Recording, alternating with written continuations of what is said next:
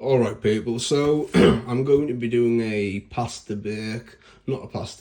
a tuna pasta recipe. Now this is a really good recipe that I found on YouTube around 5 years ago, and I actually noted the ingredients down just in case that video ever got taken off, which it did. So I managed to find the recipe that I saved. And yeah, going to make that again today, but I'm going to be adding a little bit extra to it. See, in the recipe it doesn't say to add smoked paprika or cayenne chili pepper, but I'm going to add those anyways, and maybe a little bit of Dijon mustard, although I think it might be better to have that as like a side dip to dip your pasta into, rather than mixing it in there. I think that will be better. Anyways, what I have here is 2 cloves of garlic crushed, 2 small onions, and we have 10 cherry tomatoes. Now what I done with the tomatoes is I quartered them, so cut it in half and then in half again, and you're left with quarters. And then you see there's no seeds or juice inside of them. You want to get rid of that because it's going to make it really watery, because we need to fry these first before we add them into the pasta. Now this may look gross. Well, it does look gross, but if you're wondering why I've got a piece of tin foil down, I always do it when I'm cooking. Even here, look, I've got some tin foil down to put the stirring spoon on.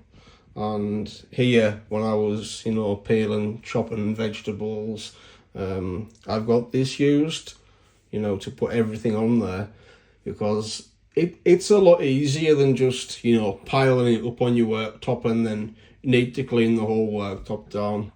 If you do it over tin foil, when you're finished, you just roll it up into a bowl, chuck it in the bin.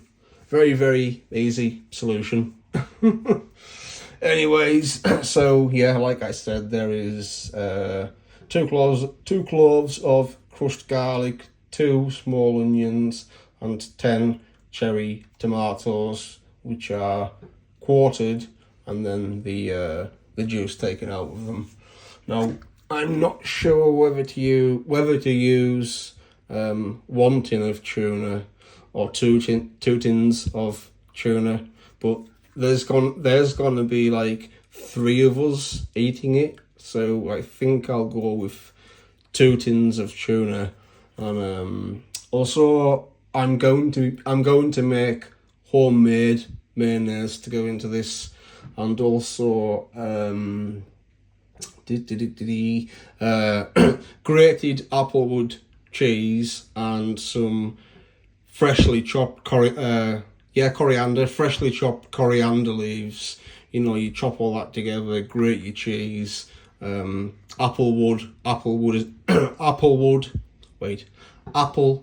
cheese goes really well with this tuna pasta recipe. So yeah, that's what I'm going to be adding at the end. Okay, enough nattering on. Let's get off with let's get on with frying the vegetables. So in here I've put about, I don't know, like 2 tablespoons, maybe just under. And in this olive oil, it is basil infused. So that's what those green things are, you can see. Pardon me. Okay, we'll let that heat up for another 30 seconds or so, and then we'll get another tin of tuna. Okay. Now I will also leave the recipe, the ingredients, in the description of the video. Anyways, I'll see you in the next clip. Okay, here we go. Oops.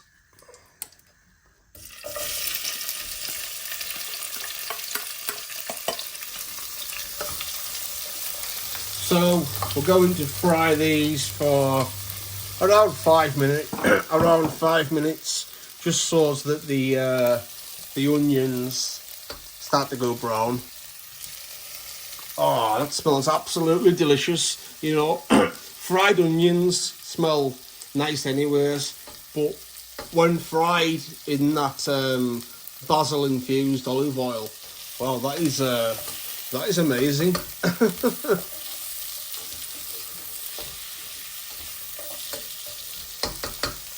Okay, now let's put some pepper into here. Nice generous bit of pepper and tiny bit of salt. Oops, that's probably a bit too much. Let's add cayenne pepper. No, this is quite hot. Cayenne pepper is. So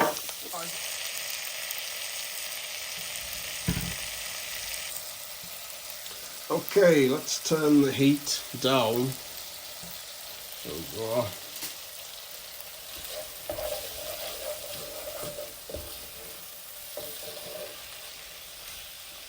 Okay.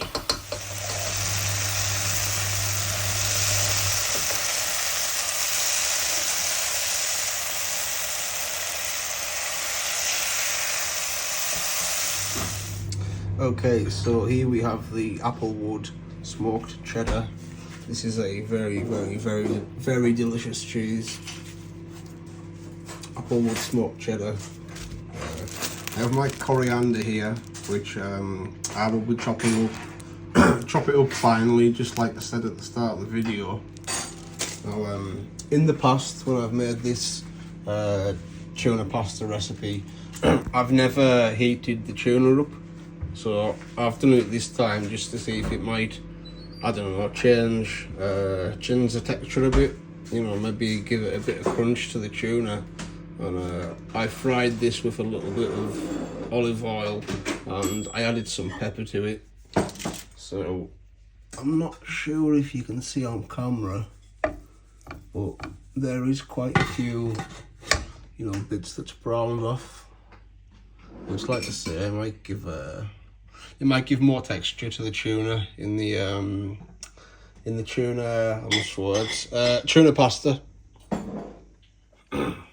Okay, so here we have some water with some salt. I'm going to bring this to a boil. Just give that a little stir.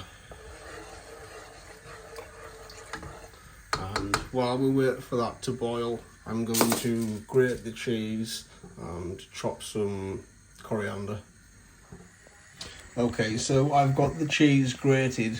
The water is now boiling, so I'm going to add this pasta and then get on with finally chopping up the coriander.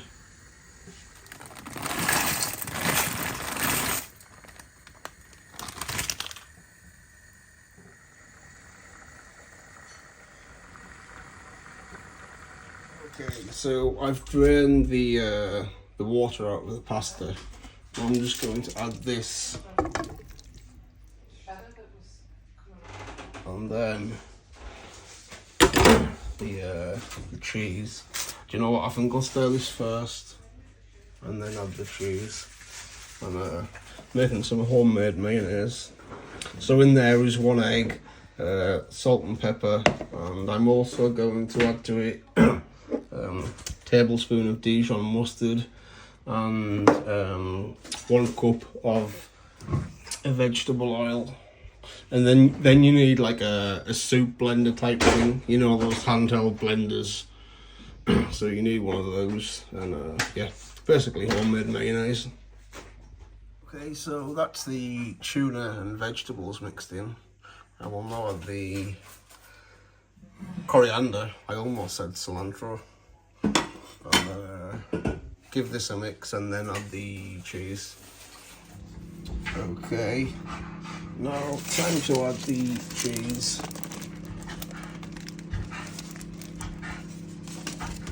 What you doing, Reginald?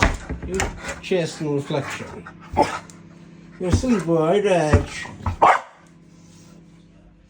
Okay, so here is our mayonnaise. Just give you a look at the consistency.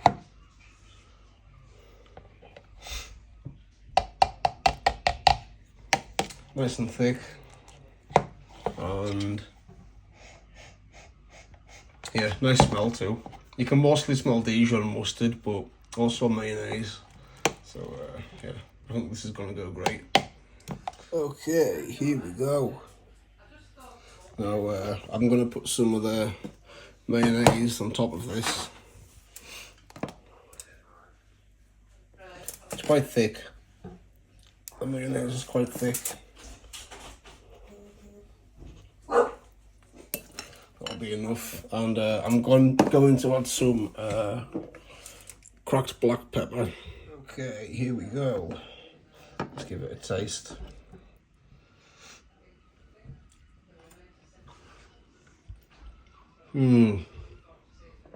Oh, that is good. That is absolutely delicious.